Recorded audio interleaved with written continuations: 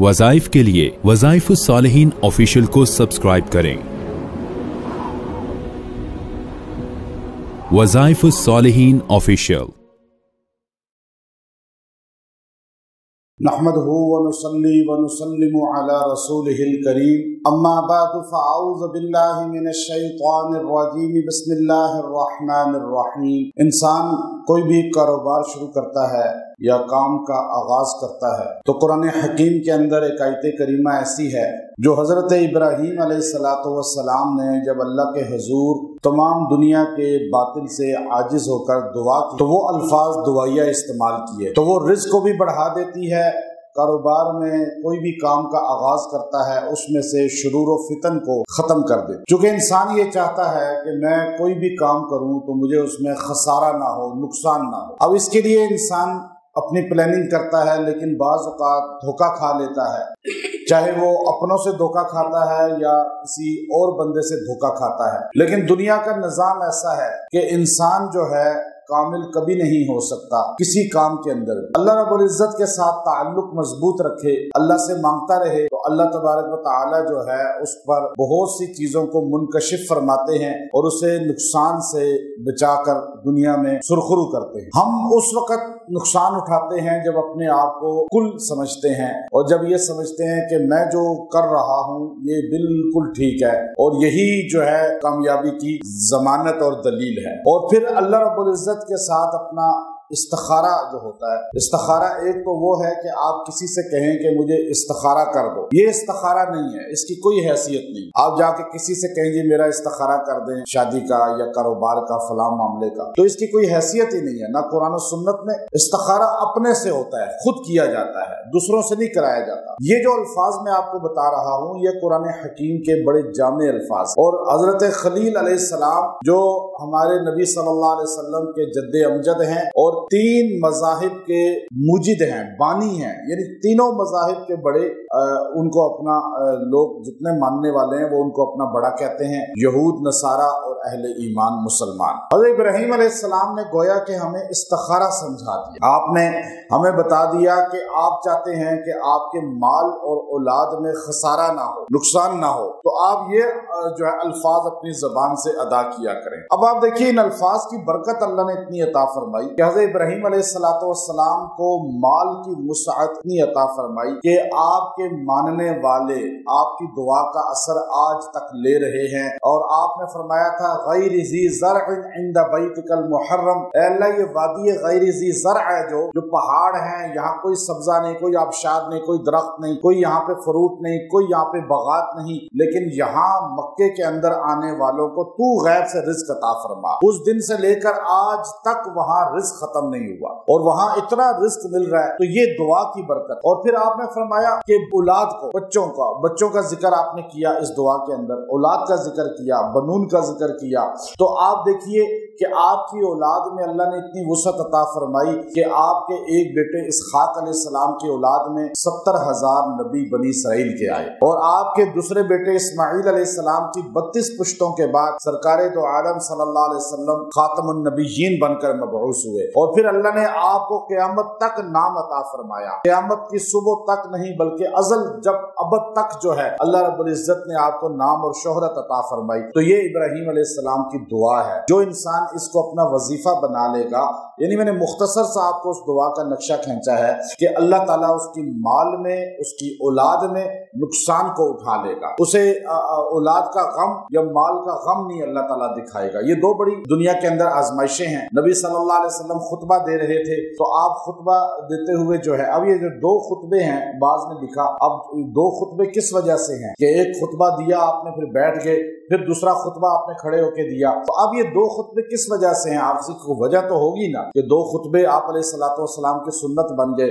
और उम्मत दो खुतबे जुम्मा के देती है, ईद के देती है। तो ये हमें अहले बैत के घराने से मिला है कि नबी सल्लल्लाहु अलैहि वसल्लम खुतबा दे रहे थे तो आप अलैहिस्सलातु वस्सलाम ने खुतबा देते हुए देखा हज़रत हुसैन रज़ी अल्लाह तआला अन्हु या हसन रज़ी अल्लाह तआला अन्हु दौड़ते हुए आ रहे हैं, लेकिन चूंकि वो बच्चे थे गिरते पड़ते लोगों के बीच में से गुजर रहे थे तो आप अलैहिस्सलातु वस्सलाम ने आगे بڑھ کر خطبے کے دوران حضرت حسین کو رضی اللہ تعالیٰ عنہ کو اٹھا لیا، اور بعض میں دونوں کو، بعض میں ایک ہے۔ اب آپ نے ان کو اٹھایا اور یوں بیٹھ گئے، اور خطبے کے دوران آپ نے پہلے فرمایا انما اموالکم و اولادکم فتنہ، دونوں کا ذکر کیا۔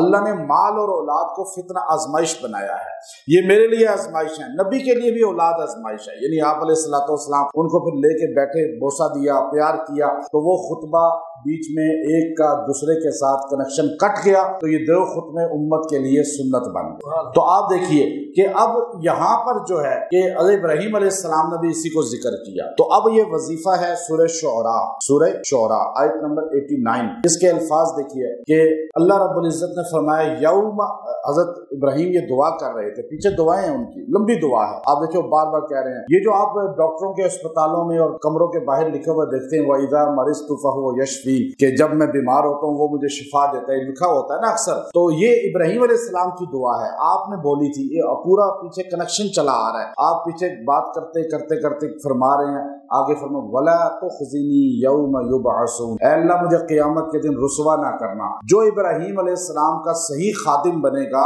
اللہ اسے قیامت کے دن رسوا نہیں کرے گا۔ تو یہ ابراہیم علیہ السلام نے ایک تو آخر میں یہ دعا کا جملہ کہا، اس کے بعد یہ جملہ کہا یوم لا ينفع مال ولا بنون الا من اتى اللہ بقلب سلیم۔ یہ دو جملے آپ نے ارشاد فرمایا 89 نمبر آیت ہے، آپ نے فرمایا یوم، وہ دن جو ہے، اس دن بھی، آج کے دن بھی، لیکن جب کل کا ذکر ہوتا ہے قیامت کا تو دنیا لازم ساتھ جڑی ہوتی ہے، دنیا آخرت کے تابع ہے، اور دنیا جو ہے وہ دیکھیے، ایک بندے نے کہا کہ دنیا پہلے بنائیں یا آخرت پہلے بنائیں، آخرت کی محنت کریں یا دنیا کی محنت کریں؟ کہا پہلے بتاؤ 3 آتا ہے یا 4؟ تو آپ کیا کہیں گے؟ پہلے کیا آتا ہے؟ 3 آتا ہے نا، تو آخر جو ہے آخرت، اس کے لفظ 3 ہیں اور دنیا کے 4، آخر 4، دنیا کے، دنیا یہ 4 پر ہے، 4 حروف پر ہے مبنی، اور آخر جو ہے وہ 3 حروف پر مبنی ہے۔ جب 3 کا آپ جو ہے، آپ دیکھیے اللہ رب العزت نے جو ہے دنیا کو 4 نمبر پہ رکھا ہے، آخرت کو 3 نمبر پہ۔ جب آپ 3 کی جو ہے آخرت کی محنت کرتے ہیں تو دنیا خود بخود بنتی ہے۔ لوگ کیا کرتے ہیں، پہلے 4 کے چکروں میں پڑتے ہیں تو 3 ان سے رہ جاتا ہے۔ اللہ نے کنیکشن ایسا جوڑا ہے کہ جب آپ آخرت کی محنت کرتے ہیں تو دنیا خود آپ کے قدموں میں آ جاتی ہے۔ تو اللہ یوم لا ينفع مال ولا بنون، فرمایا اس دن نہ مال کام آئے گا نہ اولاد کام آئے گی، الا مگر اتى اللہ بقلب سلیم، اس دن وہ دل کام آئے گا جو اللہ کی سلامتی والا ہے، اسلام والا ہے، اللہ کی اطاعت والا ہے۔ اب یہ جو 2 آیتیں چھوٹی چھوٹی جوڑ دی گئی دعا کے ساتھ، آپ نے دعا کرتے کرتے کرتے آخر میں یہ جملہ حضرت ابراہیم علیہ السلام نے کہا، تو اس کو جو بندہ بھی اپنا کام شروع کرے یا اس وقت اتنے دن پڑھنا چاہے، اس کو جتنی آیت کی تعداد ہے اتنی مرتبہ 89 مرتبہ پڑھے، اور 89 مرتبہ پڑھ کے دعا کرے جتنے دن چاہے، یا اگر پریشانی اولاد کی آ جاتی ہے، مال کی آ جاتی ہے، تو اس کو یوں پڑھنا شروع کر دے اور دعا کرے اور ابراہیم علیہ السلام کو ذہن میں رکھ لے، اور انشاءاللہ اس کی دعا کی برکت سے اللہ مال اور اولاد کے غم سے، نقصان سے، خسارے سے، آزمائش سے اللہ اس کو بچا لے گا۔ جو روزانہ اسے ویسے ہی 3 مرتبہ پڑھ کے دعا کرے گا، اللہ تعالیٰ اسے موت تک جو ہے ان 2 کا نقصان نہیں دیں گے، ورنہ بہت سے مالدار زیرو ہو جاتے ہیں، ایک دم راتوں رات کہاں روڈ پہ آ جاتے ہیں، بہت سی اولادیں ایسے بگڑ جاتی ہیں یا راہ سے بھٹک جاتی ہیں یا حادثے کا یا بیماری کا، کوئی آفت کا شکار ہو جاتی ہیں۔ جو روزانہ 3 مرتبہ یہ پڑھے گا، یہاں بھی اللہ دونوں کی حفاظت کرے گا، مال اور اولاد، اور وہاں بھی اسے سرخرو کرے گا، یہ دونوں اس کے لیے صدقہ جاریہ بن جائیں گے۔ تو یہ اپنا وظیفہ بنائیں۔ آیت بہت آسان ہے، آپ ایک بار سارے پڑھیں، یوم لا ينفع مال ولا بنون الا من اتى اللہ بقلب سلیم۔ 2 نقطوں والا قاف پڑھنا ہے، ڈنڈی والا قاف نہیں پڑھنا یہاں، ورنہ اس کا معنی کیا ہو جائے گا کہ اس دن وہ کام صحیح دل آئے گا، بقلب سلیم، ڈنڈ موٹا کاف۔ اگر آپ نے ڈنڈی والا کاف پڑھ لیا تو اس کا معنی ہوگا کہ اس دن کتا کام آئے، ڈاگ۔ تو اس لیے قرآن کو سیکھ کر پڑھنا چاہیے۔ اب لوگ پڑھتے جا رہے ہیں قل هو اللہ احد، قل هو اللہ، تو کیا مطلب ہے؟ قل موٹے کاف کو پڑھیں گے قل هو اللہ احد، آپ فرما دیجئے میرے پیغمبر اللہ ایک، لیکن جب آپ کہتے ہیں قل هو اللہ تو اس کا مطلب قل کھاؤ اللہ ایک ہے، کھاؤ اور فرما دیجئے، دونوں کا کتنا تبدیلی، نماز ٹوٹ گئی۔ تو اس لیے سیکھ کر، تو اب آپ اس کو انشاءاللہ پڑھیں گے، اللہ تعالیٰ آپ کی حفاظت فرمائے گا۔ وآخر دعوانا الحمدللہ رب العالمین۔